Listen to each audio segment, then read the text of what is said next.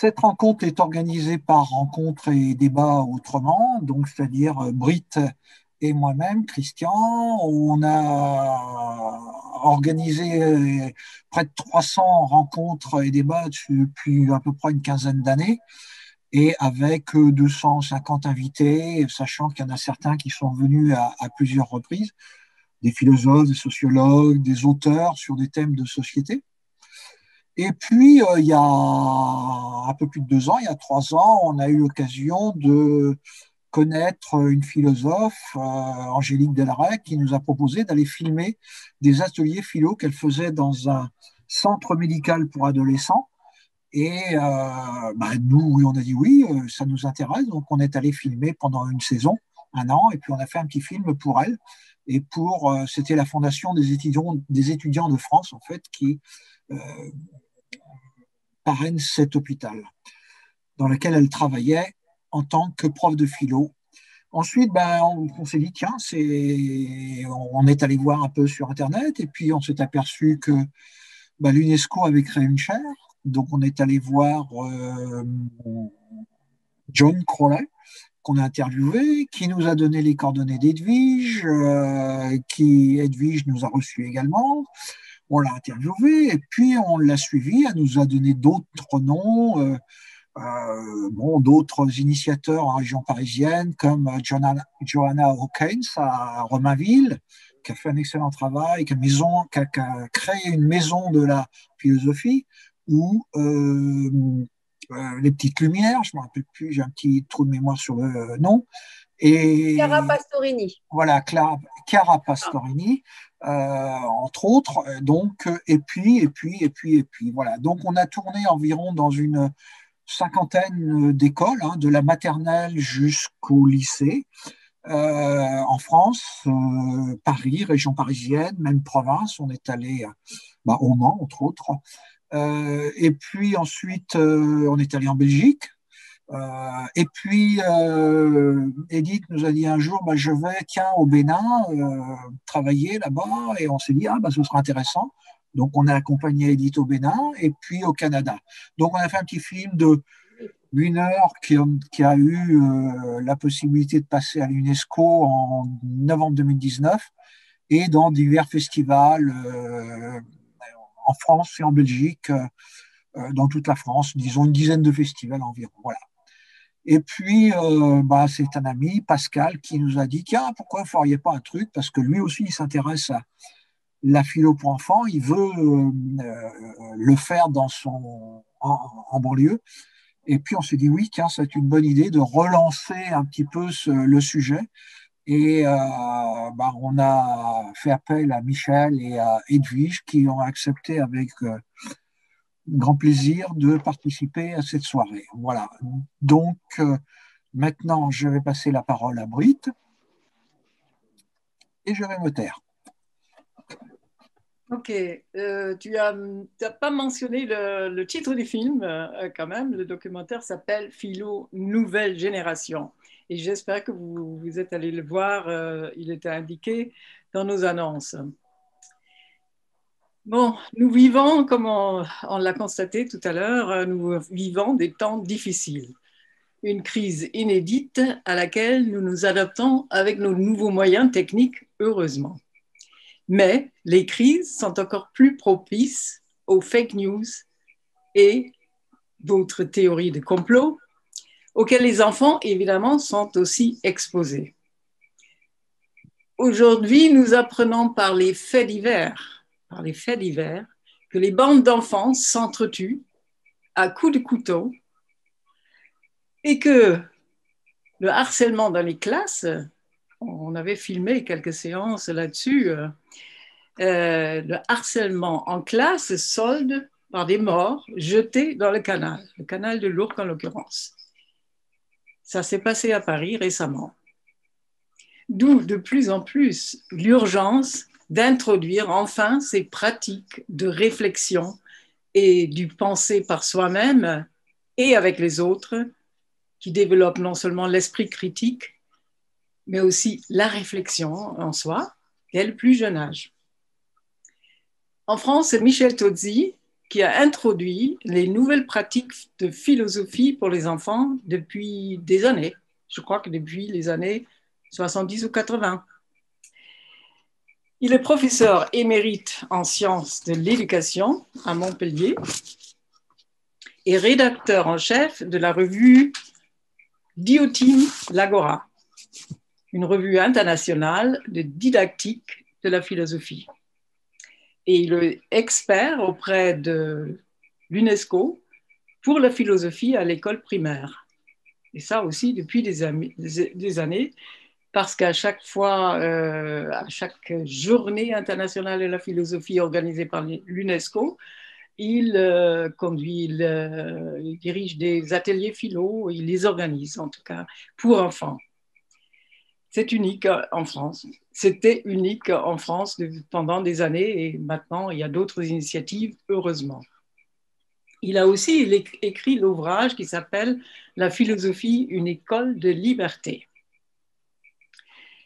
Edwige Chiroter, elle, a été son élève. Elle a fait sa thèse sur Rousseau d'ailleurs, et puis une autre thèse sur les sciences de l'éducation.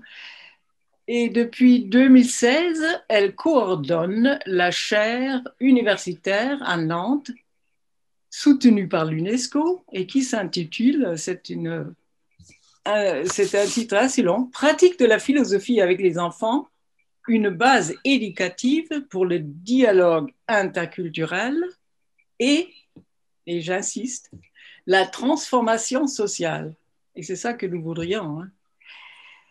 Elle est aussi autrice de quelques livres. Alors, je cite L'enfant, la littérature et la philosophie, édité par l'Harmattan en 2015. Un autre livre qui s'appelle Atelier de philosophie en classe à partir d'albums de jeunesse, chez Hachette en 2016, parce qu'elle, c'est la spécialiste de partir ces ateliers, de partir des albums de jeunesse, des livres pour enfants, autrement dit. Et pour notre documentaire, comme l'a dit Christian, nous l'avons suivi dans 3 pays francophones, de préférence. Nous n'avons pas les budgets pour... d'ailleurs aucun budget du tout, pour traduire, pour les traductions. Donc, nous l'avons suivi au Bénin, en Afrique, à Montréal, au Canada, et puis, comme il a dit, plus près de nous, en Belgique. Alors, partout en France comme à l'étranger, nous avons constaté l'engouement des enfants pour ces ateliers philo. C'est une nouvelle pratique qui leur demande de s'exprimer, d'écouter les autres et de réfléchir. D'ailleurs, en Belgique, les choses ont progressé avec l'introduction de l'enseignement philosophique et civique dès la 6e, et pas en France. En France, c'est toujours la philosophie cantonnée à la terminale, et il persiste une résistance très académique, il faut le dire, contre ces nouvelles pratiques qui restent marginales et praticables seulement en section loisirs. Et malgré l'approbation par des philosophes, psychiatres, neuroscientifiques comme Boris Cyrulnik, Serge Tisseron ou Frédéric Lenoir, que nous avons interviewé pour notre film, bon, ça ne bouge pas. Bon. J'espère que vous pouvez me contredire. Voilà mon information à moi. Donc, je passe la parole à Michel Totti et je ferme mon micro. OK. Mais merci Christian et Britt de nous avoir invités, donc avec Edwige.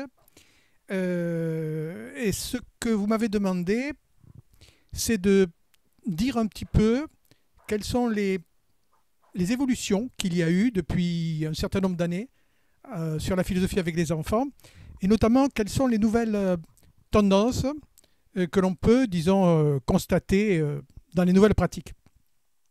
Donc j'interviendrai en 2 temps, un temps assez bref sur un petit peu l'historique pour bien nous resituer un certain nombre, disons, d'éléments, disons, dans la tête, et dans un deuxième temps qui sera le plus important, je déterminerai, j'en ai déterminé 8 qui me semblent actuellement les tendances fortes de la philosophie avec les enfants. Au bout de 25 minutes, je regarde l'heure, si je n'ai pas terminé au bout de 25 minutes, tu me préviens et je conclue très rapidement, puisque je ne dirai pas au-delà de 30. Michel. OK? D'accord. Alors, d'abord, bref historique. Ce que l'on peut dire, c'est qu'il y a eu des tentatives pour introduire la philosophie avec les enfants en France en 1985. Mais cette tentative, qui avait été faite d'ailleurs auprès des professeurs de philosophie, a échoué, disons, très rapidement. Et ce n'est qu'en 1996, avec Agnès Potard, qui était institutrice en maternelle, et Jacques Lévin, et l'Axas, qu'ont été entamées des premières pratiques de la philosophie en classe maternelle. En 1998, Marc Bayeul, à l'UFM de Caen, et Emmanuel Auriac, à l'UFM de Clermont-Ferrand, qui avaient rencontré des Québécois dans un colloque international où on parlait précisément de la philosophie avec les enfants de Matthew Lipman, ont importé et ont commencé à faire des formations dans les instituts de formation des maîtres respectifs à la philosophie avec des enfants. 98. Et c'était la méthode de Lipman. Le premier colloque sur les nouvelles pratiques philosophiques qui parlait de la philosophie avec les enfants a eu lieu en 2001 avec Alain Beretetsky, Jean-Charles Pétier et moi-même. Et la première thèse sur la philosophie avec les enfants a été soutenue à l'Université de Strasbourg par Jean-Charles Pétier. Le titre est assez éloquent, « La philosophie en éducation adaptée, utopie ou nécessité ». Donc sa thèse portait vraiment sur des élèves en difficulté scolaire. Ensuite, j'ai moi-même formé en tant qu'universitaire un pôle de recherche à Montpellier dès les années, disons, 2000. Et j'ai organisé un groupe, disons, de recherche avec des instituteurs à ce moment-là. Et la première thèse que j'ai fait soutenir de Gérard Auguet date de 2003. Et depuis, j'ai fait soutenir donc une dizaine de thèses. Donc, vous voyez, premier pôle scientifique donc, de recherche sur la question, donc à Montpellier, dans les années, disons, 2000. En 2002, après le premier colloque de 2001, a été créé un réseau social par Jean-François Chazeran qui avait pour objectif de mutualiser les pratiques des uns et des autres. Il s'agissait d'une innovation peu nombreuse, avec des gens qui étaient un petit peu disséminés de partout en France. Et ce réseau social, cette liste, si vous voulez, donc de diffusion, était le moyen pour ces gens isolés de vraiment communiquer entre eux et mutualiser leurs pratiques.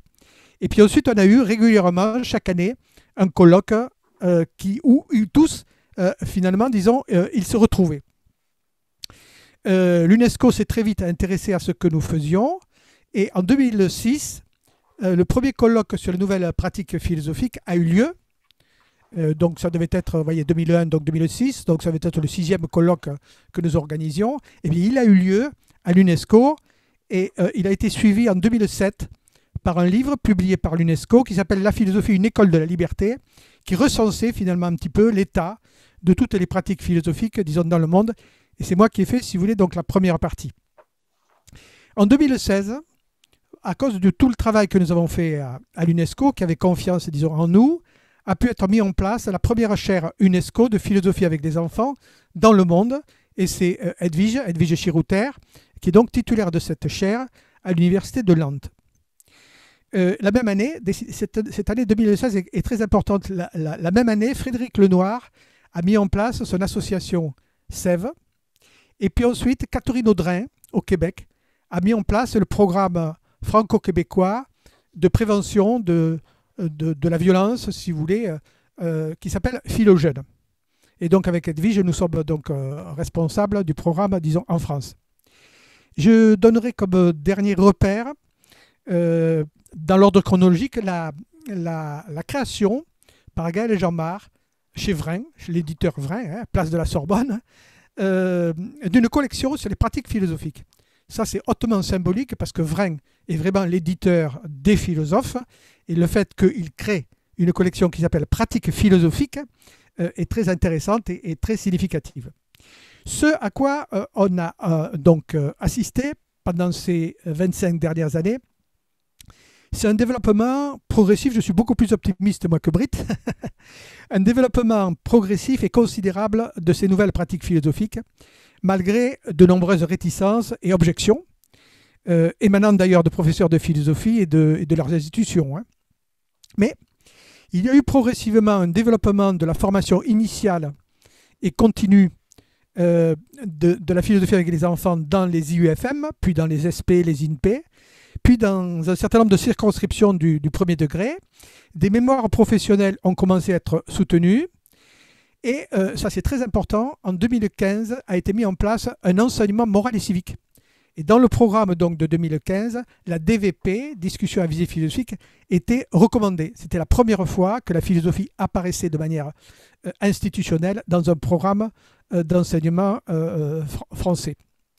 Donc ça, c'est intéressant. Edwige Chirouter a créé aussi le premier diplôme universitaire de philosophie avec des enfants à l'Université de Nantes en 2017. L'association SEV a formé entre 2000 et 3000 animateurs ces dernières années, ces 4 dernières années d'ateliers philo.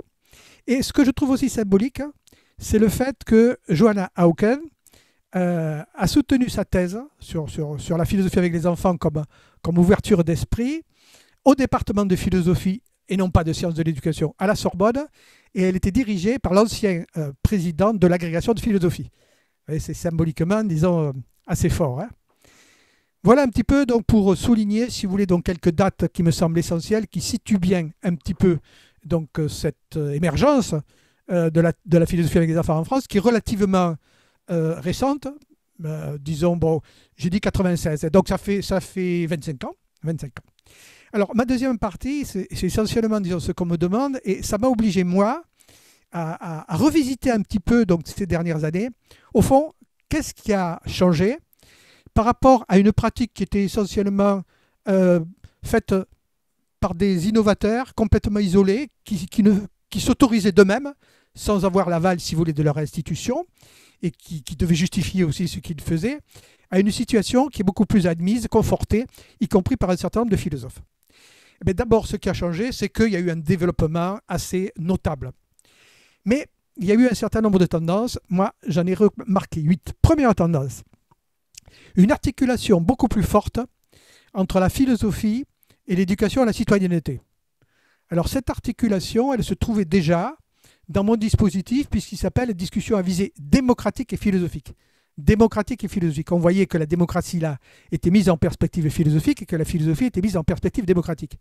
Mais le fait que s'est créé en France un enseignement moral et civique, moral c'est l'éthique, ça appartient si vous voulez donc un petit peu au domaine de la philosophie, et civique c'est l'éducation, disons à la citoyenneté. Donc un enseignement maintenant qui lie de manière assez étroite, si vous voulez, donc la philosophie et l'éducation à la citoyenneté. C'est la même chose qui s'est produit en Belgique avec un nouveau cours qui a été mis en place et qui s'appelle de manière aussi significative cours de philosophie et de citoyenneté. Donc vous voyez cette articulation philosophie, je dirais démocratie, c'est une tendance forte. Deuxième tendance, c'est la prise en compte de la sensibilité et de l'imagination pour nourrir la raison. Les enfants sont des êtres de sensibilité et d'imagination, et l'éveil de la réflexivité chez eux est facilité par le fait de s'appuyer sur leur sensibilité et sur leur monde imaginaire. En est témoin, par exemple, la thèse d'Edwige Chirouter, qui a été citée, disons, tout à l'heure, et les ouvrages qu'elle a fait sur l'importance, disons, de la littérature et particulièrement des albums jeunesse comme support pour les ateliers philo avec les enfants. Mais témoin aussi le dernier ouvrage de Johanna Hauken sur « Pour une pédagogie sensorielle de la philosophie avec les enfants ». On voit là qu'il y a une approche, si vous voulez, qui tient compte, quelque part, disons, du corps et des sensations pour l'éveil donc à la philosophie. Donc toute une littérature très consistante, c'est-à-dire très, très anthropologiquement porteuse, si vous voulez, et en même temps résistante, puisqu'elle donne lieu à des interprétations très différentes, c'est aussi, disons, développé, sous forme d'albums, d'illustrations, et beaucoup d'éditeurs se sont lancés dans l'édition, que ce soit pour les enfants ou que ce soit pour les enseignants ou les animateurs d'ateliers philo, plein, si vous voulez, donc d'outils maintenant à leur disposition.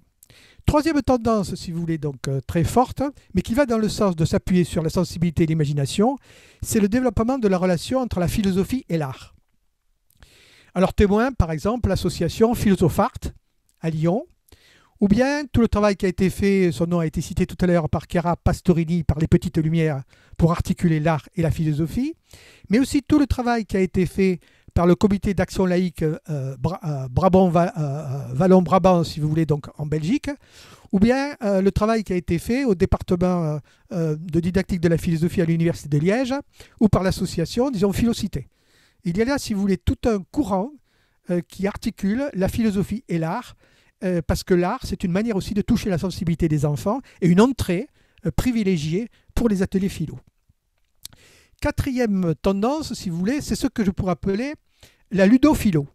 C'est-à-dire se sont multipliés ces dernières années des jeux philosophiques. Il y a beaucoup maintenant de jeux philosophiques, c'est-à-dire de supports ludiques auxquels que les enfants s'approprient, qui sont des jeux où ils peuvent jouer d'ailleurs ensemble, et pas avec des gagnants et des perdants, hein, c'est des jeux qui sont très coopératifs. Et là aussi, on a une façon, parce que les enfants aiment bien jouer, d'entrer dans les ateliers philo par quelque chose qui accroche beaucoup les enfants, c'est le jeu. C'est ce que j'appelle la ludo-philosophie. Cinquième tendance importante, c'est la cinéphilosophie. De plus en plus d'ateliers philo s'appuient sur des extraits, disons, de films ou sur des dessins animés et particulièrement, disons, par les adolescents. Il y a même un réseau social donc, que je vous signale, c'est enseigner la philosophie par le cinéma, et qui est beaucoup utilisé aussi par des professeurs de philosophie.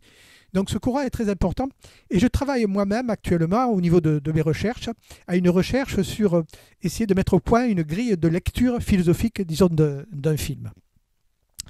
Sixième tendance, si vous voulez, nouvelle.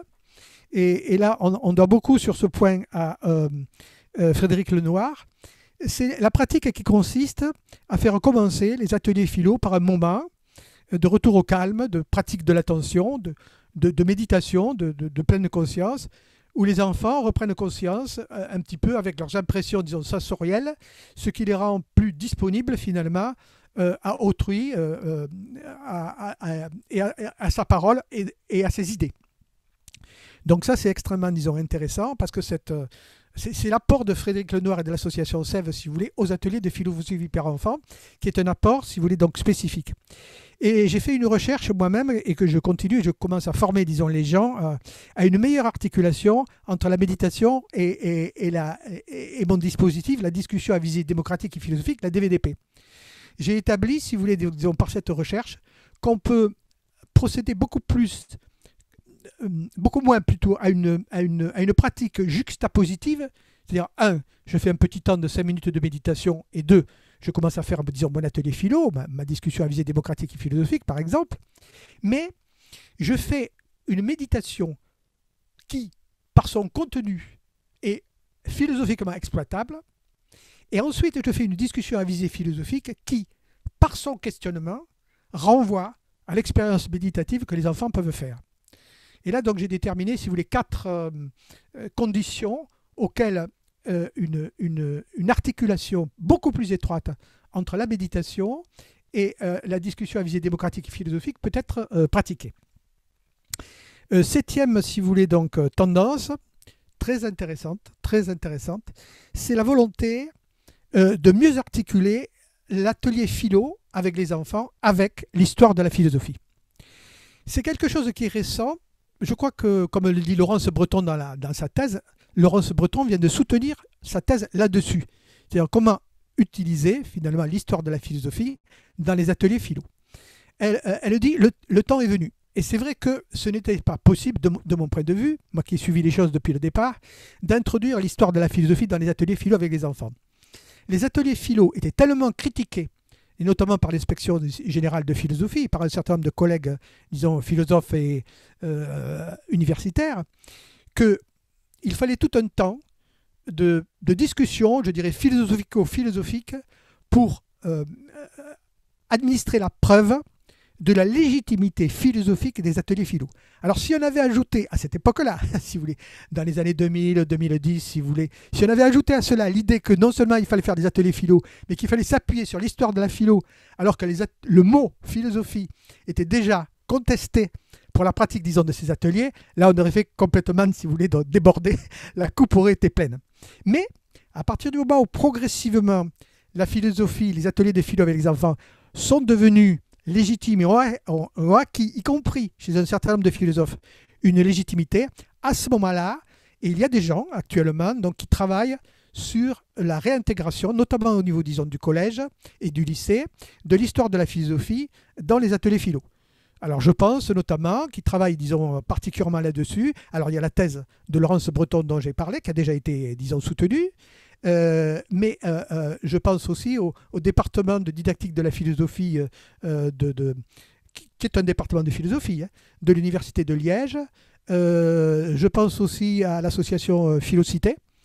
Voilà un certain nombre, disons, de chercheurs et en même temps de formateurs et de praticiens qui essayent de trouver comment on peut articuler aujourd'hui les ateliers philo avec l'histoire de la philosophie. Voilà. Et puis ensuite, alors, dernier élément que je voudrais souligner, si vous voulez, c'est le plus récent, certainement. Il est dû au premier confinement, donc on est en mars 2020. C'est le fait qu'on a assisté à l'émergence pendant le premier confinement de pratiques philosophiques en distanciel. C'est-à-dire qu'il utilisait un outil, disons, numérique pour organiser. Alors, dans la cité, René Guichardin a été un des premiers à organiser des ateliers philo en distanciel. Donc, ça, c'est pour les nouvelles pratiques philosophiques dans la cité, mais aussi des ateliers philo avec des enfants. Et il y a maintenant un certain nombre de formations, moi j'en anime, de formateurs, de formation d'animateurs d'ateliers philo qui se font maintenant, si vous voulez, donc en distanciel. Alors, c'est intéressant parce que ça, c'est vraiment une innovation. C'est-à-dire qu'il y a une différence fondamentale entre le présentiel et le distanciel. Et cette expérimentation, puisque c'était vraiment une expérimentation, des ateliers philo donc en distanciel pour enfants et en formation d'animateurs, donc d'ateliers philo, a donné lieu à une controverse pédagogique et didactique assez mouvementée, je dirais, dans la mesure où y compris pour les praticiens des ateliers philo avec des enfants, nous ne sommes pas tous, disons, d'accord sur l'intérêt que ça peut avoir des ateliers philo en distanciel par rapport au présentiel. On en rediscutera si vous voulez, donc si vous posez un certain nombre de questions là-dessus, puisque je suis en train de... Alors j'ai publié moi un certain nombre d'articles de praticiens dans la revue dont je suis rédacteur en chef, ça a été, qui s'appelle Diotim. Dans les 4 derniers numéros, à partir du numéro 85, vous trouverez un certain nombre d'articles, même un dossier là-dessus. Et je prépare un dossier pour Canopé, pour l'éducation nationale, sur les nouvelles pratiques philosophiques à l'école, notamment en distanciel. Voilà un petit peu, et ça c'est très intéressant parce que c'est très controversé. Et comme ça vient d'apparaître, si vous voulez, comme toute nouvelle innovation, ben, il y a des gens qui sont pour, il y a des gens qui sont contre. Moi, je formulerai plutôt la problématique de la façon suivante.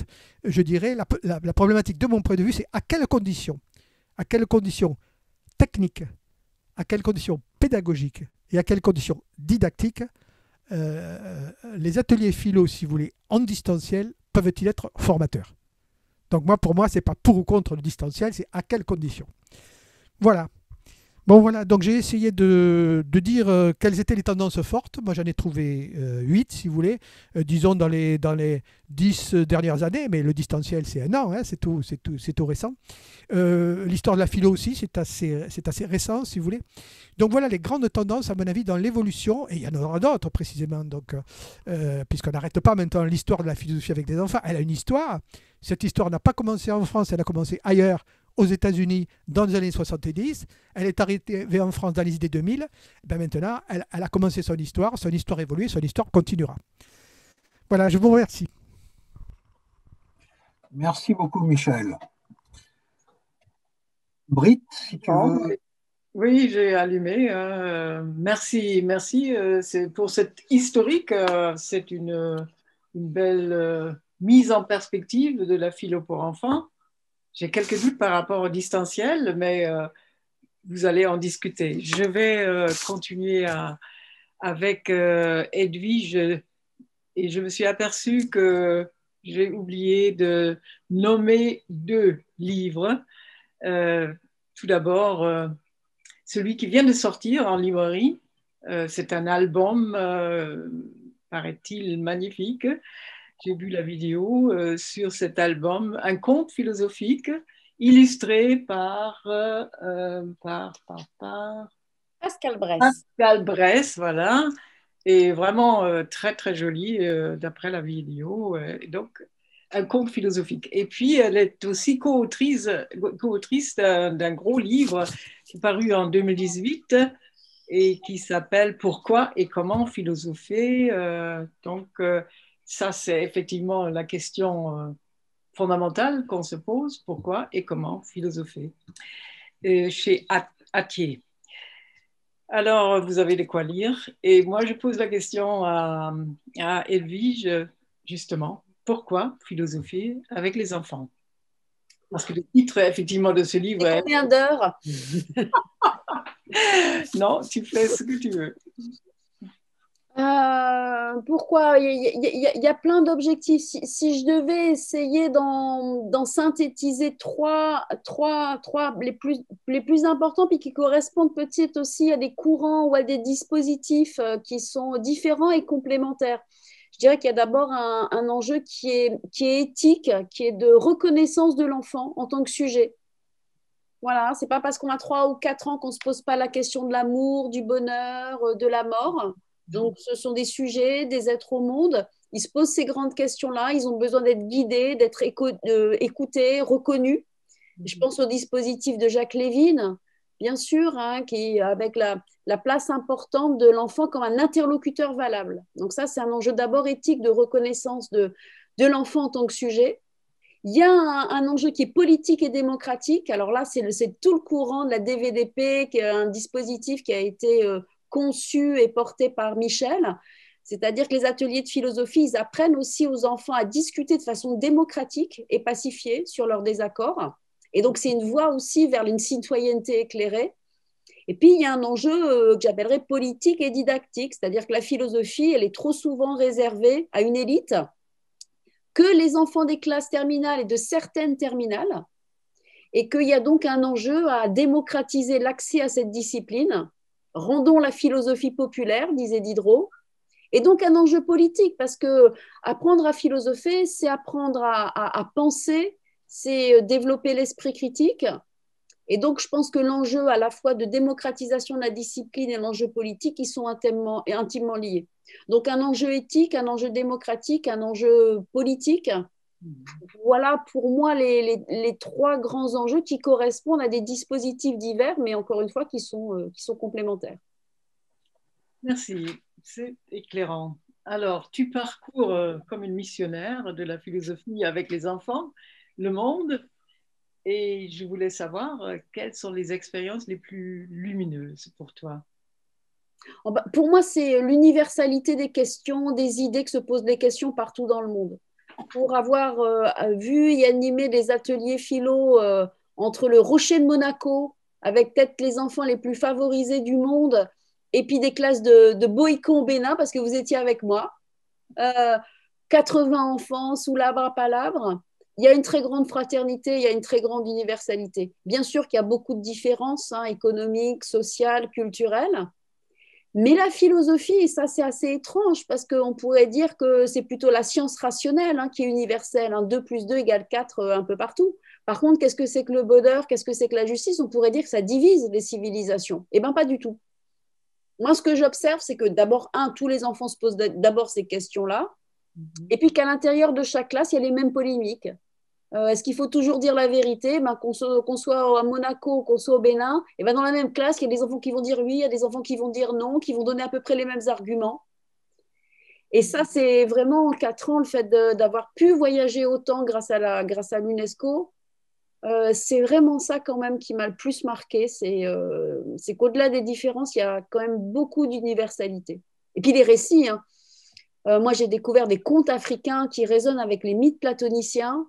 C'est les mêmes histoires, c'est à la fois les mêmes questions qu'on se pose, c'est les mêmes histoires qu'on se raconte pour essayer de donner du sens. Même en Donc voilà, c'est ce que je dirais.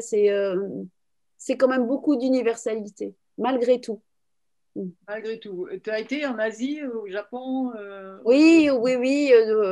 La philosophie avec les enfants, ça se développe sur tous les continents.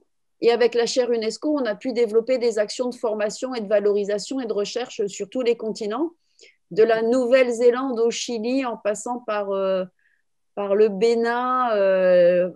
Ouais, enfin, vraiment, il y en a partout, partout. Hein. Et donc, c'est le même constat. C'est le même constat. L'universalité prime alors. Alors moi, je pense, bon, d'abord aussi parce que c'est aussi une vision du monde que porte l'UNESCO, hein, au-delà de nos différences particulières, et elles sont nombreuses, hein, il ne s'agit pas de nier les différences, hein, bien sûr qu'elles existent, hein, économiques, sociales, culturelles, mais qu'au-delà de ces différences, il y a quand même il y a une fraternité. J'ai fait soutenir une thèse au mois de décembre, un de mes doctorants, Christian Budex, qui a soutenu sa thèse sur l'éducation à la fraternité via la pratique de la philosophie avec les enfants.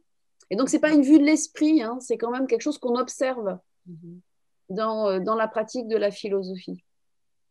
Donc, tu vas très loin. Est-ce que tu es aussi allé plus proche dans les pays européens? Je pense à l'Allemagne, parce que justement, le parrain de cette chaire philosophie UNESCO. de l'UNESCO est Hartmut Rosa, le philosophe. Oui, il y en a, mais vraiment partout. Hein. Ça, c'est ce que très bien a souligné Michel. Je pense qu'il faudra arrêter d'ailleurs d'appeler ça les nouvelles pratiques philosophiques. On va appeler ça les anciennes nouvelles pratiques philosophiques. D'abord, c'est plus si nouveau que ça. Ça fait quand même 50 ans. Alors, il faudrait se poser la question de savoir à partir de quand on peut appeler ça une pratique nouvelle. Et puis, ça se développe vraiment partout, hein, dans le monde francophone, dans le monde anglophone. La pratique de la philosophie avec les enfants est préconisée par l'ONU, hein, pour l'éducation à l'horizon 2030. Donc même d'un point de vue institutionnel, ça bouge quand même énormément. C'est dans certains programmes, l'UNESCO le soutient, l'ONU le soutient. On a fait quand même beaucoup, beaucoup de chemin. Moi, je me souviens, il y a 20 ans, en ayant découvert ces pratiques-là, c'était très marginal, c'était très méprisé par l'institution, il n'y avait quasiment aucun outil, aucun support. Et là, maintenant, en fait, la difficulté, c'est pas de trouver, hein, c'est de choisir. Dans les manuels, dans les supports, dans les associations qui proposent des formations, on a même le tournis. Alors après, ça peut être aussi un peu le revers de la médaille, hein, parce que quand ça se développe beaucoup, il y a un petit peu de tout, et puis aussi il y a du n'importe quoi. Oui, n'empêche. C'est quand même extrêmement, extrêmement positif, hein, ce qui est en train de se passer aujourd'hui. Et on a eu la chance de vivre ça aussi, ce tournant. Comment expliques-tu la résistance en France quand même d'introduire la philosophie un peu plus tôt dans les matières à enseigner Il y a des résistances du point de vue des représentations, c'est-à-dire qu'est-ce que ça veut dire faire de la philosophie. Et moi, je pense qu'il faut les prendre au sérieux, ces résistances aussi. C'est vrai que quand on met le mot philosophie, il faut que ce soit de la philosophie. Il ne faut pas que ce soit du café du commerce, il ne faut pas que ce soit des psychothérapies de groupe sauvages et non consenties, il ne faut pas que ce soit des leçons de morale déguisées. Moi, je vois quand même beaucoup ça. Hein. Donc, du point de vue du temple de la philosophie qui est l'inspection générale, c'est leur mission, c'est leur travail, hein, de garantir le sérieux, la rigueur, l'exigence de la philosophie. Mais je pense que les deux ne sont pas du tout antinomiques. Hein. Je pense qu'on peut être rigoureux avec des enfants de 4 ans. Mais il y a des conditions de possibilité. La question de la formation des animateurs, elle est essentielle.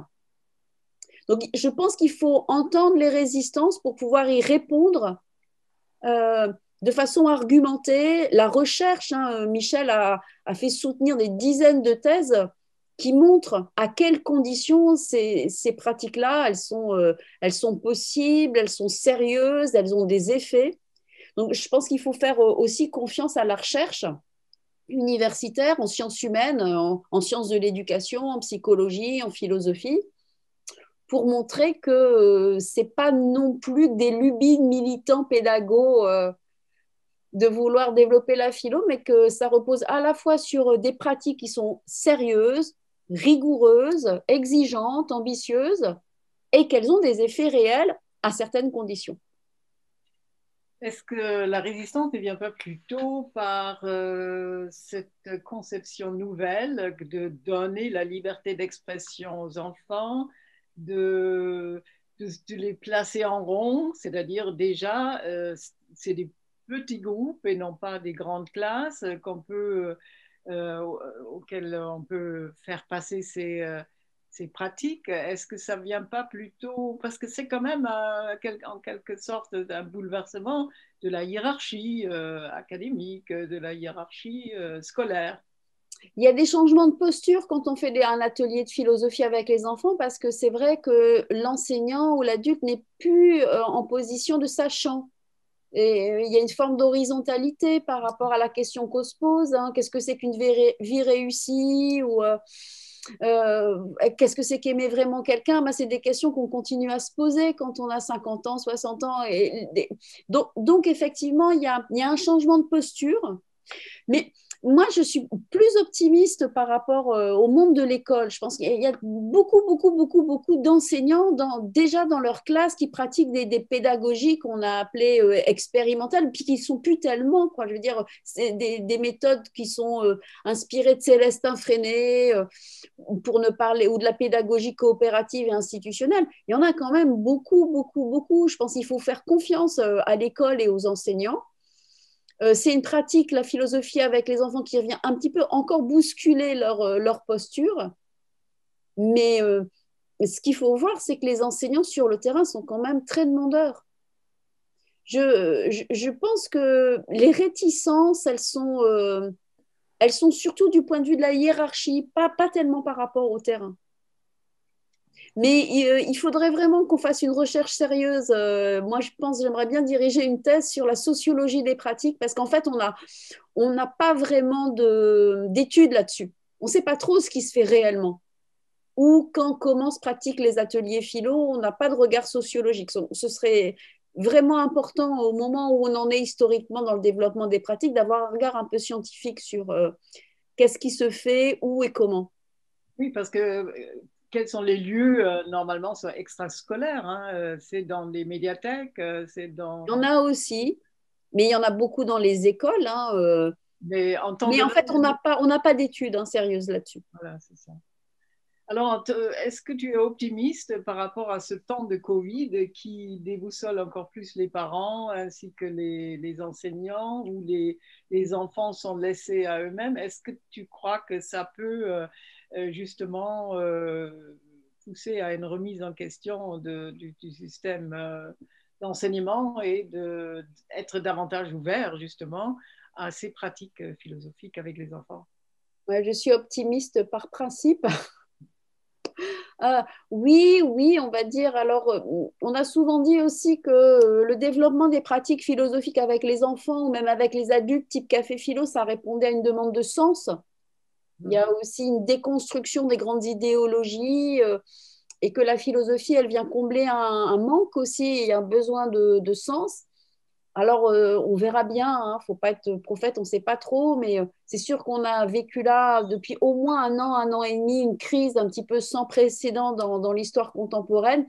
Il va y avoir des répercussions et je pense qu'il faut se saisir de cette crise-là pour faire valoir nos convictions, à savoir que la philosophie, elle peut être un outil pour donner du sens au monde dans lequel on vit. J'espère. Il paraît, on est en train de parler d'années folles. Voilà, c'est que l'après-Covid sera comme l'après-guerre. On a tellement souffert, on a tellement été frustrés. Il y a eu tellement de malades, tellement de morts, tellement de gens touchés d'une façon ou d'une autre par ce qui nous arrive qu'on vivra peut-être aussi nos années folles après, après cette période terrible que nous traversons. Voilà, faut l'espérer. La Movida. La Movida et les années folles nous attendent. C'est dans quelques mois que ça arrive. Bon, est-ce qu'on peut remarquer un peu plus de pression par le bas, le bottom-up, envers les politiques et les autorités en général, les décideurs en fait? c'est-à-dire par les associations, les parents d'élèves, par les citoyens. Hein. Est-ce que tu remarques ça ou pas? Sur le terrain, la demande, elle est énorme. Que ce soit les enseignants pour des formations, le programme Philo-Jeunes que citait Michel tout à l'heure, qui est dans l'Académie de Versailles, ils ont ouvert pour une vingtaine d'enseignants, ils ont eu 150 demandes. Voilà. Le diplôme universitaire, on a 150 demandes pour 40 places. Ça, c'est quand même un indice. Hein.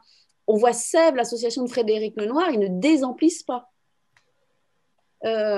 Et puis, on reçoit les spécialistes de philo pour enfants. Toutes les semaines, on reçoit des sollicitations pour participer à un projet, pour répondre à des demandes de formation. Je pense vraiment que, oui, la demande sociale, déjà, la philo avec les enfants, c'est plus du tout comme quelque chose d'un peu ésotérique, de bizarre. Je pense hein, vraiment. Alors après, on peut avoir un prisme un peu particulier parce que étant spécialiste, évidemment, de la question, bon, les gens qui ont envie d'écrire là-dessus, forcément, ils nous écrivent à moi ou à Michel, donc on reçoit 10 mails par jour. Mais je pense vraiment que maintenant, la bataille de la légitimité, elle est gagnée. Il y aura toujours des résistances, il y aura toujours des gens hostiles, c'est pas très grave. Mais je sais pas ce que les gens qui participent à notre échange le pensent, qu'ils connaissaient pas, mais nous, en tout cas, c'est vrai que spécialistes de la philo avec les enfants, on est hyper sollicités. Merci pour cette vision absolument optimiste. Aujourd'hui, tu venais enfin, tu as fait un webinaire avec Liège. Oui. Est-ce qu'il se passe quelque chose, UNESCO, Liège, etc. Est-ce qu'il y a quelque chose à retenir? Je peux donner l'information, c'est que les prochaines rencontres internationales sur les nouvelles pratiques philosophiques auront lieu à Liège les 18 et 19 novembre 2021 en présentiel, on espère bien, et ce sera sur la place de la culture dans les pratiques de la philo avec les enfants. Je suis tout à fait d'accord avec Michel sur le fait qu'on se pose plus qu'avant, et c'est pour moi une très très très très bonne chose, la place aussi du patrimoine, de la transmission de la culture, et notamment de la transmission d'une culture philosophique avec des jeunes enfants. Moi, ça a toujours été très, très important dans les objectifs, hein, c'était de pouvoir parler des philosophes aux enfants, même très jeunes, parce que la philosophie, elle a aussi une histoire, elle a un patrimoine. Que penser par soi-même, ça ne veut pas dire penser seul. Et que ce que je pense moi, je le dois aussi à des rencontres avec des auteurs et avec des livres qui ont bouleversé mon existence. Je ne serais pas ce que je suis si je n'avais pas rencontré Pessoa, René Char ou Nietzsche ou Rousseau. Et je pense qu'il faut aussi aider les enfants à avoir accès à ces rencontres intellectuelles qui peuvent les aider à grandir et à penser. Parfait. Bon, je pense qu'on va ouvrir le débat au public. Voilà, merci beaucoup pour cette soirée. J'avais juste une question simple, c'est par rapport à la relation entre la philosophie pour les enfants et la communication non violente d'une part et le débat sociocratique. J'ai écrit un petit ouvrage qui m'a été demandé par le ministère de la Santé belge qui s'intitule « Prévenir la violence par la discussion à visée philosophique ». Et je crois qu'il y a une expérience fondamentalement civilisatrice dans la philosophie avec les enfants, c'est de faire l'expérience du désaccord dans la paix civile. Généralement, lorsqu'il y a un désaccord entre des individus, la plupart du temps, disons très souvent en tout cas, ce sont des injures, ce sont des coups, ce sont des guerres. C'est-à-dire la façon dont les hommes, les humains, règlent le problème des conflits, c'est la violence. Et on leur donne la possibilité, par les ateliers philo, d'exercer leur liberté d'expression dans une pluralité de points de vue, c'est-à-dire en se confrontant à des gens qui ne pensent pas comme eux, mais dans un cadre à la fois de confiance et de sécurité, où ils expriment leur désaccord sans la peur du jugement d'autrui. Et du coup, comme en plus de ça, il s'agit de phénomènes existentiels universels, des questions qui concernent tous et toutes, et chacun, chacune. On a besoin de tout le groupe pour pouvoir, disons, progresser. Et ce qui est important, c'est de chercher avec, c'est pas de lutter contre.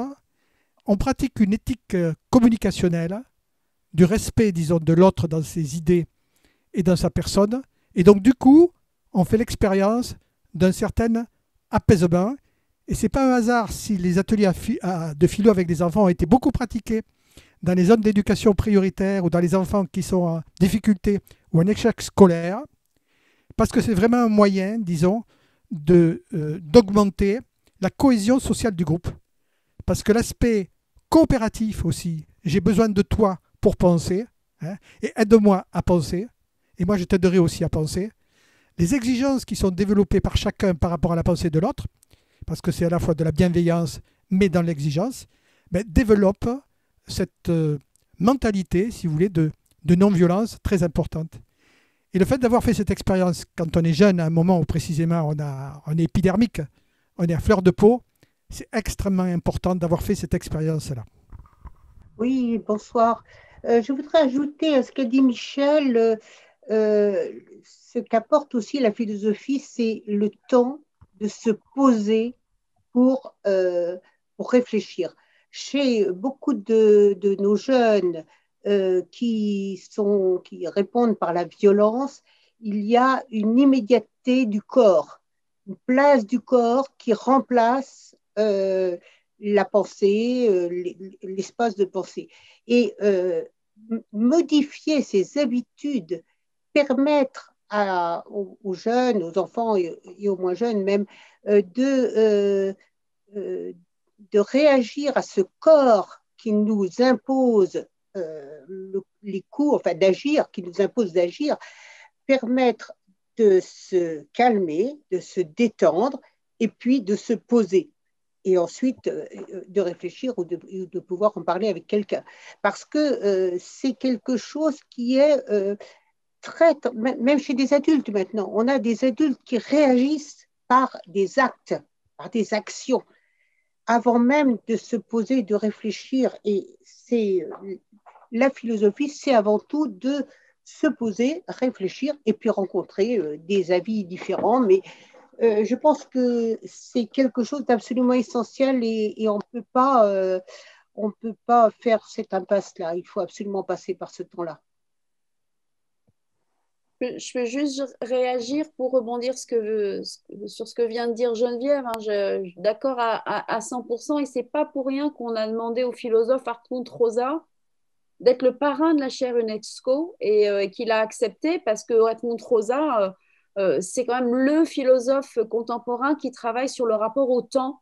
Il a écrit un livre qui s'appelle Aliénation et accélération, et qui montre à quel point nos époques contemporaines de sursollicitation médiatique, voilà, on est tous concernés, hein, finalement. On a beau être un peu conscient de ça, mais on se fait tous avoir par la sursollicitation des réseaux sociaux, Internet, et le sentiment d'être toujours débordé, affairé, débordé, et que le temps de la philosophie, c'est le temps du loisir, comme le disaient déjà les Grecs, c'est-à-dire c'est un temps de suspension par rapport à l'affairement du monde. Hannah Arendt appelait ça des oasis de pensée. Tout à fait. Et je pense que c'est vraiment un ADN de la pratique de la philosophie d'avoir ce rapport spécifique au temps, quel que soit le dispositif qu'on utilise. Tout à fait. Bonjour Britt, Christian, les autres je ne les connais pas. J'ai regardé le film que vous avez présenté. Je l'ai regardé un petit peu, je ne sais pas si on peut dire ça en diagonale, mais il y a une petite intervention d'un professeur qui disait est-ce qu'il faut d'abord discipliner une classe et puis après leur apprendre l'interaction, la philosophie, etc. Ou le contraire, bien sûr, commencer par la philosophie et créer le groupe. Et donc, j'avais envie de résumer la petite question que je me posais. Bon, idéalement, ce serait merveilleux si on commençait la philosophie à 2 ans. Mais bon, c'est pas toujours possible. Si on devait militer pour l'introduction de la philosophie, quelle serait la bonne classe? Ce serait le CE1, le CE2, le CM1, le CM2, ou plutôt, parlons plutôt en âge, puisqu'en Belgique, ils n'emploient pas le même système. Est-ce qu'il vaut mieux commencer à 7 ans, 8 ans, 9 ans? Quel serait l'âge idéal? Voilà. Alors là, on est quand même éclairé d'une certaine manière par les neurosciences et tous les travaux qui ont été faits sur les rapports entre le langage et la pensée.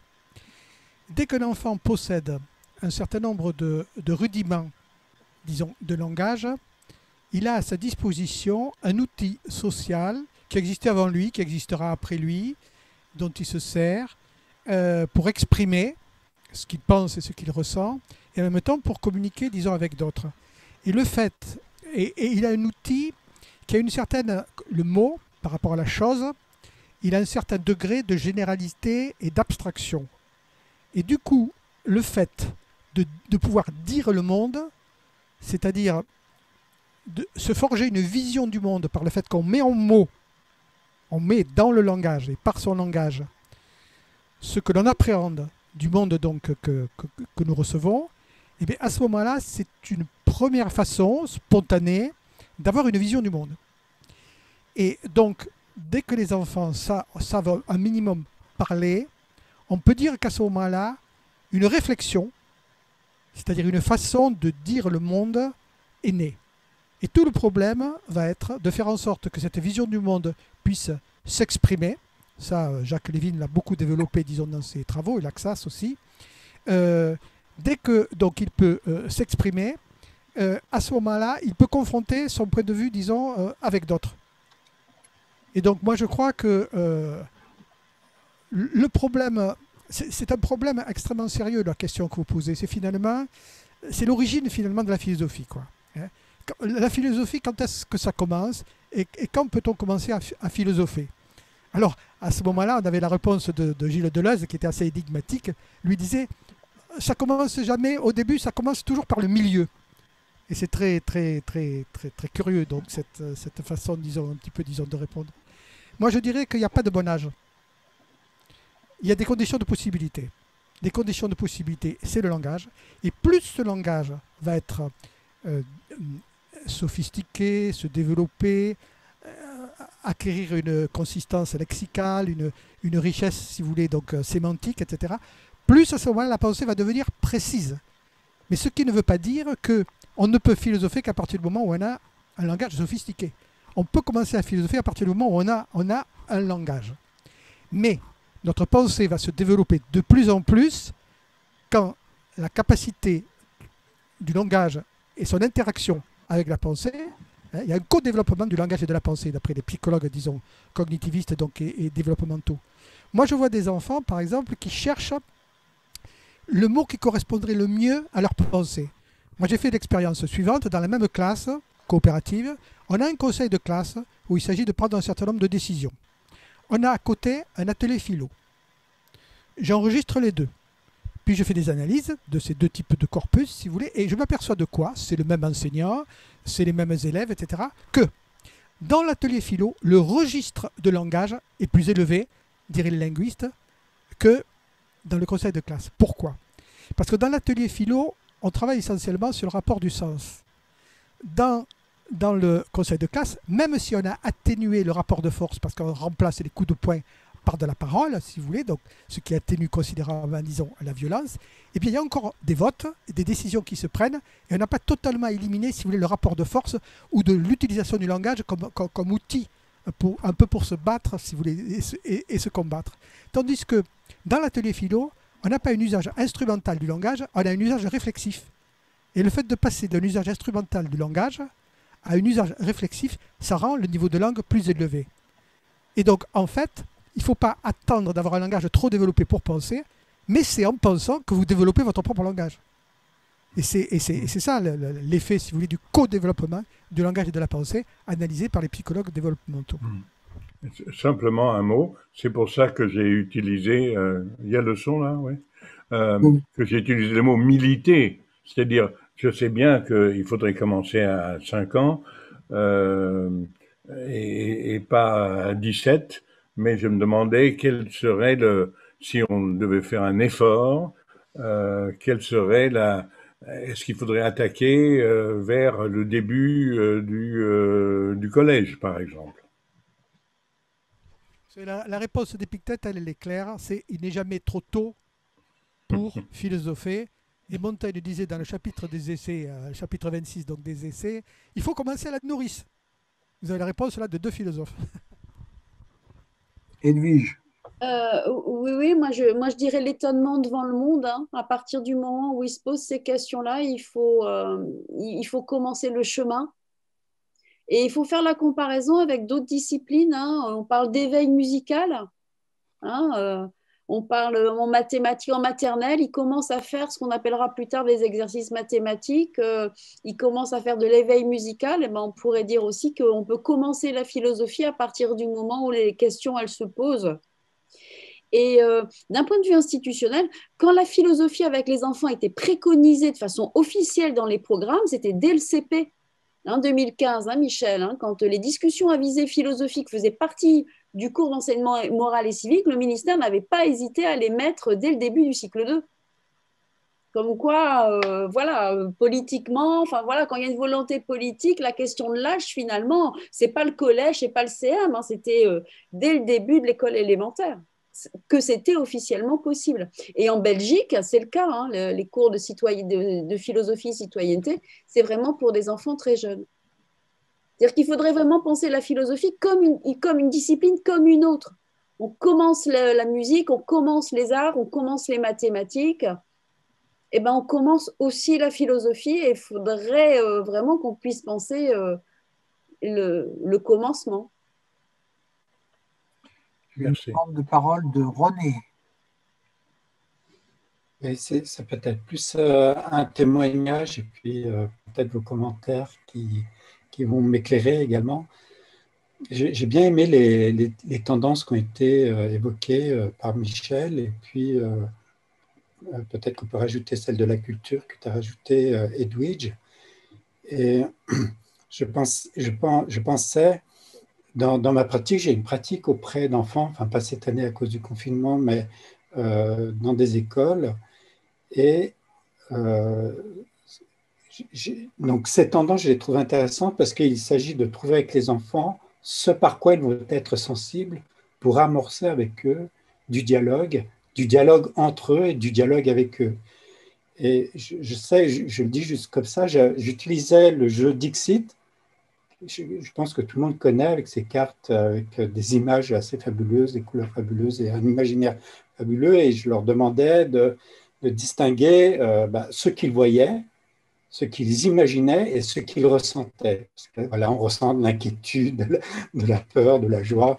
On voit des choses et on imagine des choses. Et ça, c'était une manière d'amorcer le dialogue, quoi, en fait, et puis des capacités de discernement.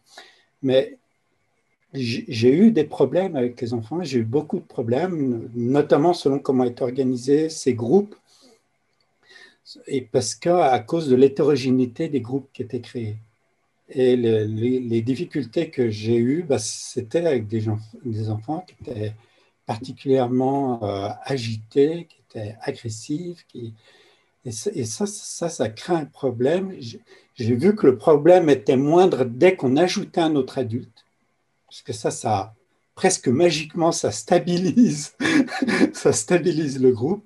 Et parfois, je me demande si justement, ce ne serait pas une des conditions qu'il faudrait ajouter pour bien encadrer ces animations, qu'on soit parfois plus d'un adulte ou voilà. Après, je vous laisse réagir. Je n'ai pas vraiment de questions, mais je sais que ça m'a posé problème. C'est très riche la co-animation, hein. Voilà, et puis il y a plein de binômes qui sont possibles, un enseignant, un philosophe.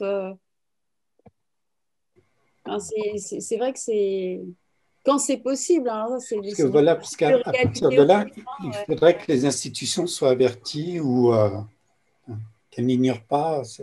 C'est que Jean Riballet, tu te souviens, Michel, hein, faisait un psychologue, un philosophe. Alors ça, c'est encore une autre optique, une autre volonté, un autre. voilà, d'autres objectifs, mais c'est vrai que la complémentarité des regards, même pour les enfants, c'est forcément très riche aussi, hein. Moi, je crois que pour animer, disons, un atelier philo, disons, dans un groupe, disons, d'enfants, c'est certainement plus facile.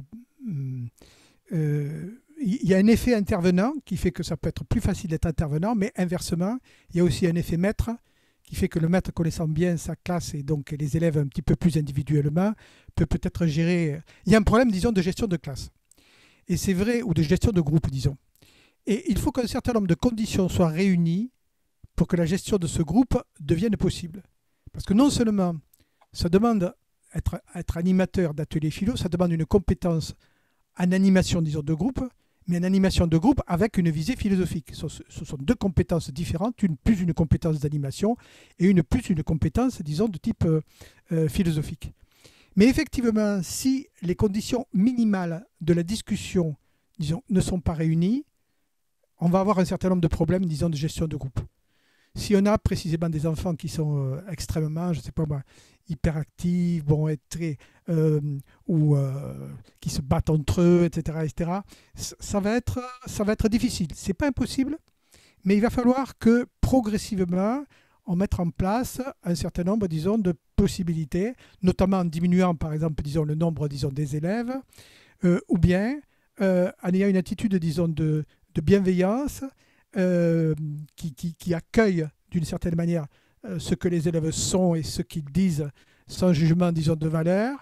Mais c'est un peu une prise de risque.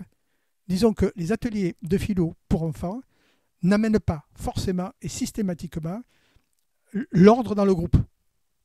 Mais quand on commence, disons, à les mettre en œuvre, on s'aperçoit que progressivement, ça entraîne de plus en plus de cohésion sociale. Voilà ce que je voulais dire. Donc, ce n'est pas miraculeux.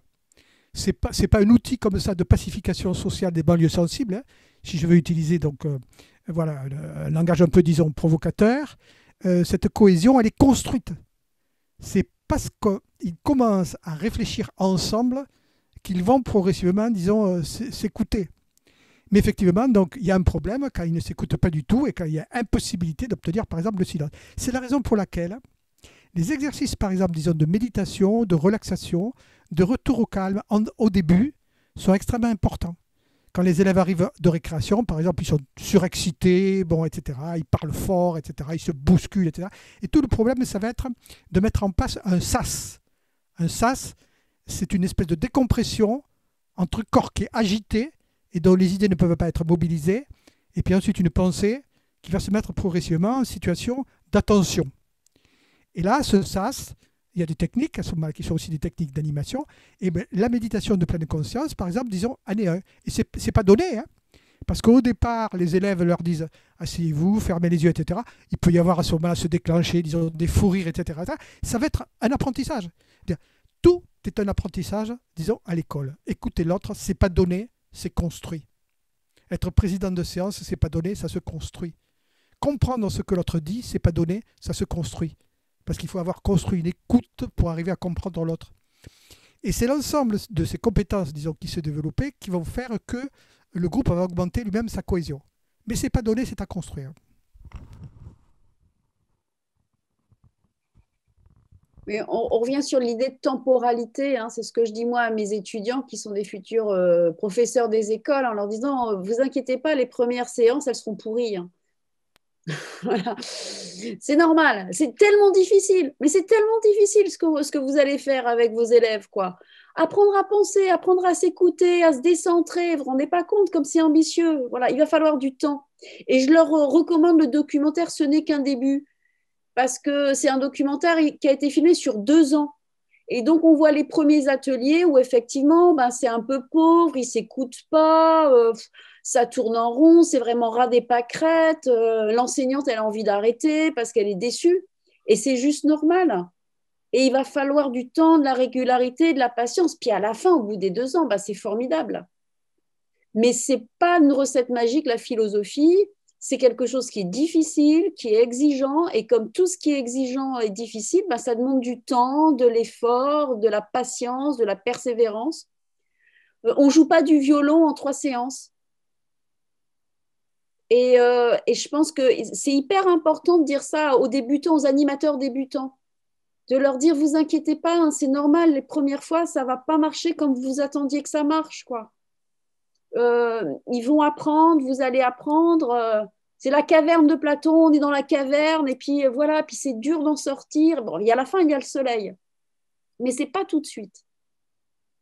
Et je pense que vraiment, il faut avoir en tête ça, hein, et surtout pour les jeunes, les jeunes ou moins jeunes, hein, d'ailleurs, en âge, hein, mais qui débutent dans l'animation des ateliers philo. Et si on débute en plus avec des élèves qui débutent aussi, ben, il faut qu'on se fasse confiance et qu'on se donne le temps pour y parvenir.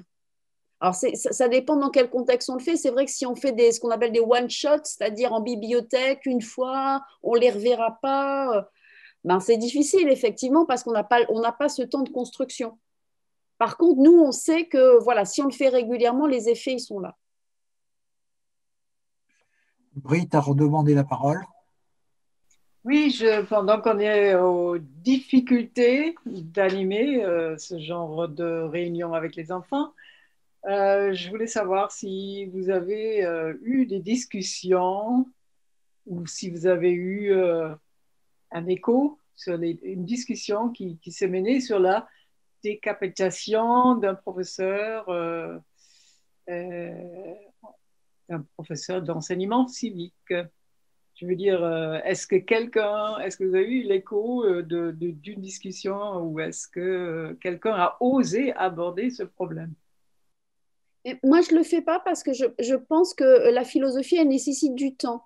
Quand on a un événement comme ça, pour moi, avec des jeunes enfants, surtout, on n'est pas dans le temps de la philosophie. On est dans le temps de la réaction, on est dans le temps de l'émotion. Voilà. Et que le temps de la philosophie, il va nécessiter vraiment qu'on soit au calme, qu'on soit serein. Pour moi, on ne philosophe pas sur la mort quand on est en plein deuil.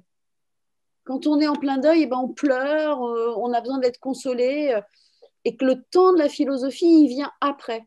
Donc, quand on a un événement qui est comme celui de l'assassinat de Samuel Paty, ben, je pense que ce dont ont besoin les enfants, c'est d'information, c'est des temps de parole, c'est des temps de consolation et d'explication. Le moment où on pourra réfléchir sereinement sur les enjeux philosophiques d'un tel acte, c'est pas sur le moment. Je pense qu'il faut vraiment dissocier ces temps-là. Ah, je ne parle pas du moment, hein. Maintenant, on est 2 mois après. Hein. Ouais, okay. Je pense que moi, il faut pas, c'est difficile l'actualité parce qu'il y a trop de passion, il y a trop d'affect, etc. Donc, je pense qu'on peut réfléchir, mais sur ce qui s'est passé, mais pas en le prenant de front. Alors, je vais projeter pour ma paroisse, mais par exemple la littérature, c'est-à-dire quels sont les enjeux philosophiques qui sont soulevés par cet événement-là et comment on peut réfléchir sur ces enjeux, mais pas directement par rapport à l'événement, mais par rapport voilà, à une fiction, à un film, voilà, qui va faire écho aux enjeux, mais qui ne se portera pas sur l'événement lui-même, qui sera trop chargé d'affect pour pouvoir réfléchir sereinement. Et je pense que c'est productif, ça, de faire ses pas de côté. Parce que Michel, vas-y. Hein, oui. Je suis tout à fait d'accord avec ce que tu dis, Edwige. J'ai animé hier, par visio, un atelier philo où il y avait des collégiens, 15 collégiens québécois de Montréal et 15 collégiens français des académies de Versailles et de Créteil en zone d'éducation prioritaire. Ils étaient ambassadeurs de leur classe, c'est-à-dire on avait mis au point une petite fiche sur la liberté d'expression et ses limites.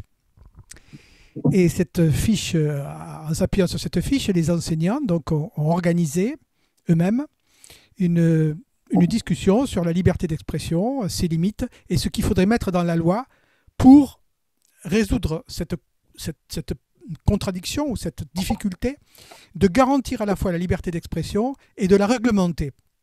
Et c'est là où les parlementaires qui assistaient donc à cette discussion étaient très, très, très intéressés, parce qu'il y avait plusieurs positions sur la loi. Donc, alors, je ne vais pas être trop long, mais disons simplement que le fait d'avoir organisé, disons, cette discussion, ça a permis d'aborder calmement donc le problème, disons, des caricatures. Et il y avait 3 temps. Premier temps, est-ce que la liberté d'expression, c'est important? Deuxième temps, est-ce que la liberté d'expression, ça n'entraîne pas un certain nombre, disons, de dangers ou de dérives? Troisièmement, qu'est-ce que vous pensez, parce que ça, les parlementaires étaient intéressés là-dessus, qu'est-ce que vous pensez de la loi qui réglemente la liberté d'expression et en même temps la garantie au Québec et en France? Et on leur avait donné, disons, les lois et ils ont réfléchi, disons, là-dessus. Je pense que c'est ce genre de choses-là où on va discuter, disons, tranquillement d'un problème de fond, hein, parce que la liberté d'expression, ça engage finalement quelque part le terrorisme à travers les caricatures, à travers l'islamisme radical, etc., etc.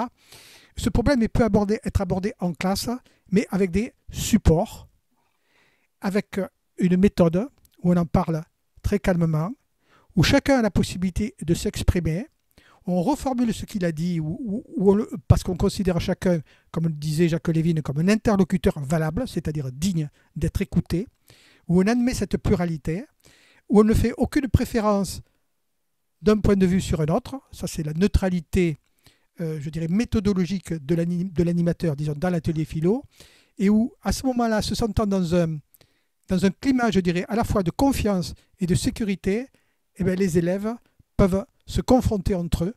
Et là, c'était très intéressant parce qu'il y en avait qui disaient, mais non, mais on voit bien ce que c'est sur les réseaux sociaux, on se harcèle, donc, etc., on s'injurie, on profite de l'anonymat, soit parce qu'on n'a pas la caméra, soit parce qu'on a un patronyme, etc., etc. Et puis, le débat était extrêmement intéressant parce qu'il y en avait qui disaient, non, il ne faut pas de loi sur la liberté d'expression. Parce que s'il y a des lois, ça va renforcer chez les adolescents le désir de transgression, le remède sera pire que le mal. Il y en a d'autres qui disaient, s'il faut des lois, parce que même si, comme tu le dis, le plus important, ce n'est pas la loi, c'est l'éducation des enfants, il y a toujours des enfants, même s'ils ont été éduqués, même s'ils ont été bien éduqués, qui de toute façon transgresseront la loi à l'adolescence. Et une troisième position qui s'est dégagée, qui a dit, oui, il faut des lois, eh ben, c'est précisément pour les raisons qui viennent d'être dites, mais en fait, ces lois ne sont pas appliquées. Et donc, c'est comme si elles ne servaient à rien. Donc voilà, bon, je vous ai dit un petit peu donc, la discussion d'hier. À mon avis, la façon dont on peut aborder de manière, je dirais, sereine des problèmes qui finalement sont extrêmement chauds au niveau sociétal. Donc là, on a trois demandes de parole. Edith pour commencer, Francas après et Geneviève ensuite. Edith, tu veux rallumer ton micro? Oui, je voulais dire évidemment que je suis très heureuse d'avoir entendu l'exposé aussi bien de Michel Tozzi que celui de Edwige, et notamment sur les enjeux donc, de la philosophie avec les enfants et non pas pour les enfants. Vraiment très heureuse d'avoir entendu ces deux exposés qui correspondent véritablement à la motivation que j'ai et formée par Edwige Chiruter, la motivation que j'ai encore maintenant à mettre en place dans notre ville des ateliers de philosophie avec les enfants. Et d'autant plus, et effectivement, de la discussion qui a été à la fois sur la période de la Covid, en quoi elle nous stimule à poursuivre non pas ce militantisme, mais cet engagement pour développer des ateliers avec les enfants, la période de la Covid et aussi la période de l'actualité, qui nous stimule et à chercher comment donc mettre en place ces ateliers. Et ma question, c'est que l'institution n'est pas favorable, même si maintenant elle évolue et s'interroge, comme elle n'était pas favorable à la philosophie pour les enfants avec Derrida et le Greff. L'institution n'est pas favorable, même si elle évolue aujourd'hui. Mais ce qui est plus subtil et à mon avis, inquiétant, c'est qu'il y a dans la population enseignante et dans la population des animateurs, moi, je ne connais les ateliers avec enfants que comme ateliers dans les centres de loisirs. Hein. Je ne connais pas, là où je suis, les ateliers des enseignants. Eh bien, il y a un questionnement qui n'est pas le questionnement sur la valeur théorique ou la valeur pratique des ateliers avec les enfants, mais qui est un questionnement sur l'universalité. Edwige en a parlé, en insistant sur le fait qu'il y a une universalité des questions que se posent les enfants et des réactions qu'ont les enfants entre eux par rapport à une question qu'ils viennent de traiter. Voilà. Mais il y a, enfin, à ma connaissance, limitée, des interrogations sur l'universalité des textes. Moi, je travaille surtout sur les textes. J'ai été formée comme ça par Edwige, et puis c'est quelque chose qui me tient à cœur que de travailler sur les textes, même si je reconnais la valeur de toutes les autres types de pratiques, et des textes philosophiques notamment. Eh bien, j'ai eu des discussions avec des animateurs sur la valeur des contes africains supérieure au texte de Platon. Alors, on discute, hein, bien sûr, on discute, on fait les deux, mais c'est une question qui m'obsède. Bon, alors maintenant, de toute façon, les ateliers philosophiques avec les enfants poursuivra son chemin, et comme Edwige, je suis optimiste. Mais je pense que l'actualité dont parlait Britt s'insinue dans nos pratiques de cette façon. Et voilà. Alors, bien sûr, on a les moyens de répondre, on cherche d'autres moyens pour discuter, etc. Mais il y a là une difficulté supplémentaire. Voilà, je voulais dire ça. Merci. Edwige ou Michel? Non, alors moi, je dirais juste aussi que quand on anime un atelier philo, on ne doit pas chercher non plus à faire passer une vision du monde. On a des convictions, hein, là on les a décrites. Après, le problème différentialisme, universalisme, c'est un vrai débat. Donc on a le droit de ne pas être d'accord. Et je pense qu'il faut que tout le monde puisse poser ses arguments. Hein. C'est des vraies questions de société, c'est des vraies visions du monde qui peuvent... Et on le voit, c'est des débats de société. Hein. Aujourd'hui... Oui, je crois qu'il y a là un débat de fond. Hein. Je suis allé juste avant la révolution tunisienne, en Tunisie, pour former d'abord, dans un premier temps, les inspecteurs de philosophie, puis dans un second temps, des inspecteurs de premier degré avec leurs conseillers pédagogiques à la philosophie, avec les enfants. Et alors, je me suis vraiment posé la question de savoir quel support j'allais prendre. Parce que je me suis dit, finalement, effectivement, moi, français, occidental, bon, etc., néocolonisateur par l'histoire, etc., je vais arriver comme ça, disons, en Afrique, et je vais arriver, finalement, donc, avec donc mes supports français. Alors, ce qui m'avait fait réfléchir à ça, c'est que j'avais trouvé les romans de Matthew Lipman très américains. Et par exemple, il y avait des choses qui n'avaient aucun sens. Par exemple, quand y a un élève qui ne se lève pas quand on lève le drapeau américain, et qu'à ce moment-là, il se fait renvoyer, disons, de l'école, et que ça entraîne une discussion parmi les élèves, etc., nous, ça n'avait aucun sens, parce que ça ne correspond à aucune pratique en France. Par contre, d'élèves marocains, pour lui, ça voulait dire quelque chose, parce qu'effectivement, au Maroc, eh bien, on dresse disons, le drapeau marocain. Donc je me suis dit, il y a un problème interculturel. Alors ce problème interculturel, moi je l'éprouve déjà par rapport, disons, aux États-Unis et au roman de Matthew Liebman. Alors qu'est-ce que ça va être à ce moment-là pour un Africain vis-à-vis, par exemple, de la France? Et je me suis dit, comment faire? Comment faire finalement donc, alors je me suis dit, ce qu'il faut faire, ce qui serait beaucoup plus adapté, c'est de partir finalement des contes arabes, pour le coup, hein, pas d'Afrique noire, mais les contes arabes. Et je me suis aperçu, en étudiant un petit peu, disons, les contes arabes, qu'il y avait un problème qui était très important, c'était le problème de la ruse. Parce qu'il y a dans beaucoup, disons, de ces contes, on utilise la ruse comme moyen d'obtenir ses fins, parce que la ruse est efficace par rapport à l'objectif que l'on poursuit. Mais je me suis aperçu aussi que la ruse pouvait être utilisée pour le meilleur, à savoir enlever de l'argent aux riches pour le donner aux pauvres, version Robin des Bois, mais elle pouvait aussi être, disons, utilisée, disons, pour le pire. Hein.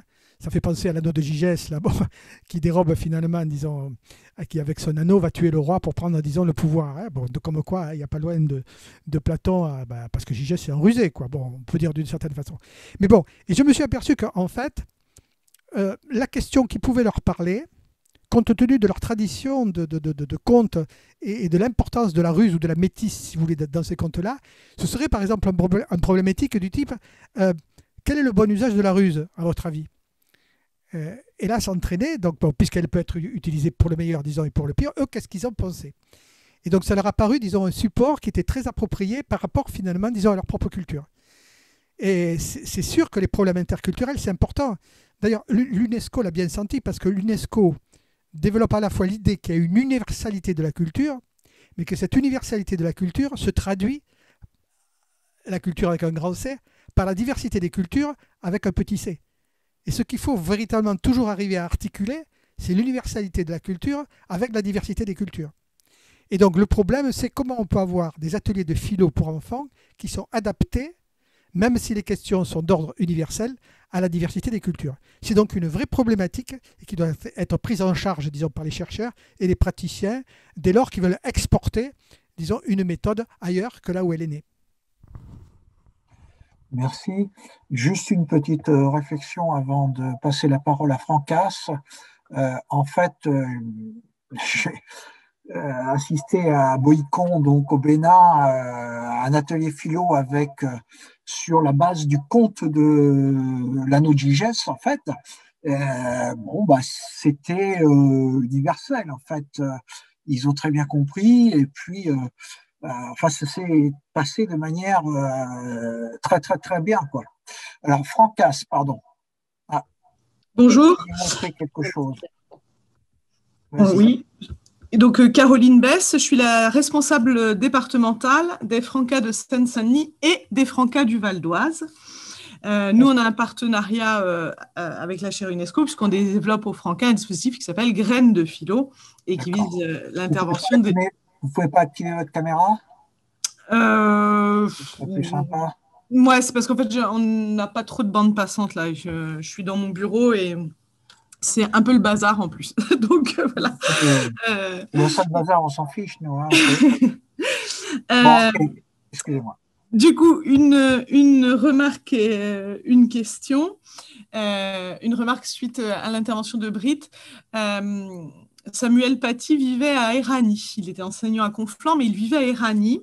Et donc, les Francas ont été interpellés par la commune d'Éragny sur que fait-on avec les enfants dans les centres de loisirs et que dit-on aux enfants et aux jeunes de la commune suite à son assassinat. Et on a choisi de décaler la demande de la commune d'Éragny, parce qu'en plus, ces enfants fréquentent les structures municipales de la commune. Donc voilà comment on va accueillir ses propres enfants quand ils vont revenir. On a agi de deux façons. On a proposé une formation autour des valeurs de la République et de la laïcité aux agents municipaux. Et puis ensuite, on a travaillé avec eux, non pas sur une entrée philo, mais sur une entrée éducation aux médias et décryptage de l'information. Et donc, on a proposé aux acteurs éducatifs d'aborder le sujet avec les enfants sous trois angles. Qu'est-ce que la liberté? Mais toujours en se disant comment les médias traitent la question de la liberté, liberté d'expression, liberté de conscience. La question de la justice, Comment les médias ont traité cette question de la justice? Décapiter quelqu'un, c'est se faire justice soi-même, mais sauf que ce n'est pas possible.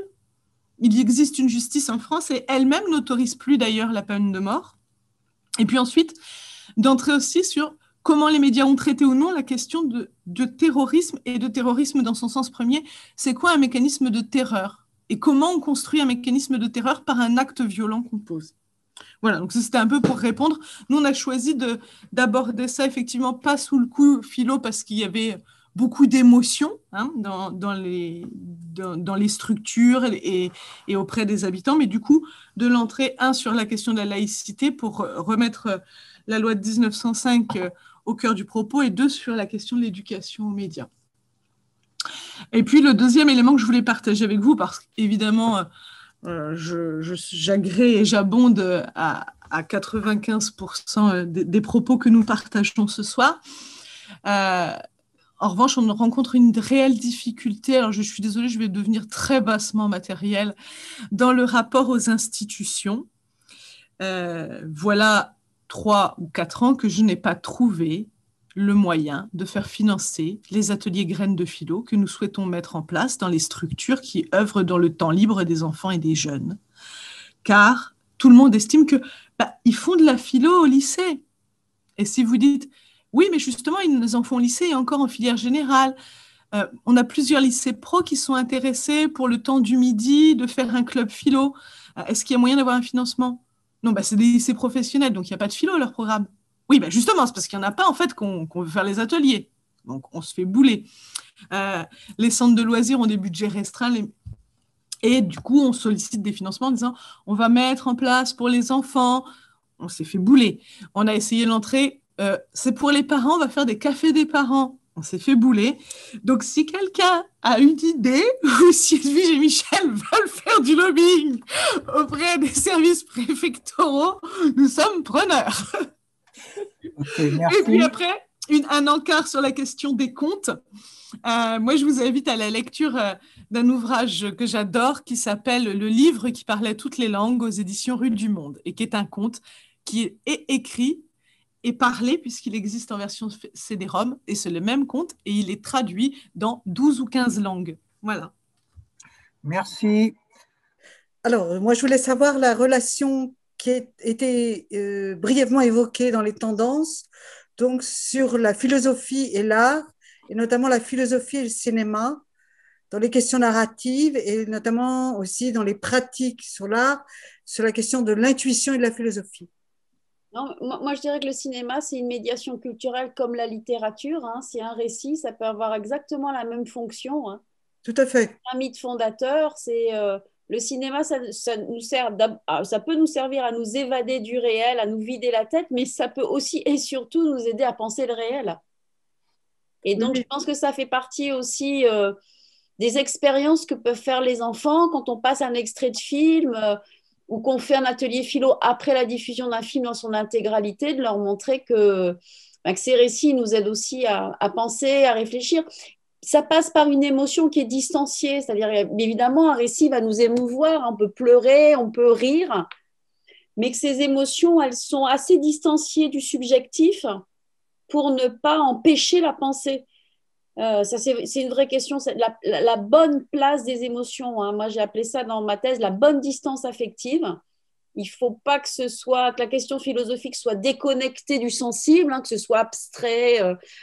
Il faut qu'il y ait une nécessité intérieure à se poser la question, qu'on soit investi. On peut être ému, on peut être en colère, on peut être triste, on peut être joyeux dans un atelier de philosophie, mais en même temps, c'est une émotion qui doit aussi décoller du subjectif. Parce que sinon, on ne réfléchit pas sereinement. Et le cinéma fait partie de ces médiations culturelles qui permettent effectivement d'avoir une bonne distance émotionnelle. Il y a beaucoup d'expériences sur les arts plastiques, notamment voir le travail de Chiara Pastorini donc sur la question. Le travail de Chiara Pastorini est intéressant, disons, de ce point de vue. Il y a 2 possibilités. Ou bien on prend une notion, par exemple, disons, la justice, ou alors ça peut être une émotion aussi, par exemple la colère ou la peur, et on demande aux enfants de faire un travail, disons, plastique. Ça peut être d'avoir découpé un certain nombre de choses, de faire un collage, ça peut être de prendre de la pâte à modeler, etc., etc. Et puis à partir de là, les enfants présentent un petit peu donc, ce qu'ils ont fait en art plastique. Et c'est à partir de là qu'à ce moment-là, on va ouvrir une DVDP. Ou alors inversement, on commence à faire une DVDP sur, par exemple, qu'est-ce que la justice, etc.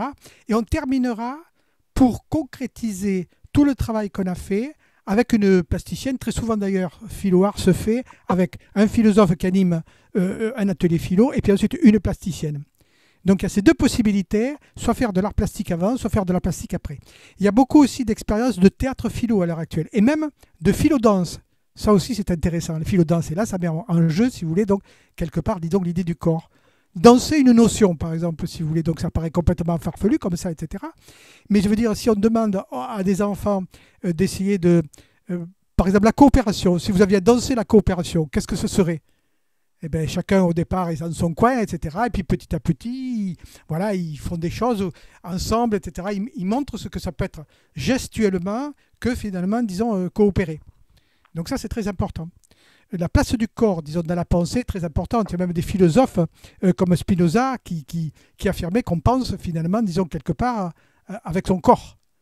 Et donc, réhabiliter le corps, finalement, disons, dans la pensée, c'est important. Par exemple, au niveau de l'école maternelle, nous avions beaucoup réfléchi en grande section de maternelle avec Alain Delsol, quelle était la meilleure posture pour philosopher. On s'est aperçu, si vous voulez, que c'était important que les enfants, par exemple, disons, ne se touchent pas, parce qu'à ce moment-là, ils vont commencer, bon, etc., à s'agiter, etc., etc. On faisait en sorte qu'il n'ait pas de choses, par exemple, disons, dans les mains, parce qu'à ce moment-là, ils commençaient à manipuler, ou bien des choses sur leur tête, etc. Donc, bon. Et finalement, on ne mettait pas à côté non plus les copains ou les copines, de manière à ce que ça ne distraille pas. C'est-à-dire qu'on avait réfléchi, par des essais et des erreurs, hein. C'était chaque semaine, et donc chaque fois on essayait des choses un petit peu différentes. Notre problématique était la suivante: quelle est la posture qui entraîne le mieux la possibilité de réfléchir? Et ça, c'est extrêmement important. Vous voyez, Pascal disait, si vous voulez croire en Dieu, mettez-vous à genoux et priez, quoi. Il y a un lien, si vous voulez, entre le corps, quelque part, disons, et le psychisme. Donc, c'est ce qu'on fait dans la méditation.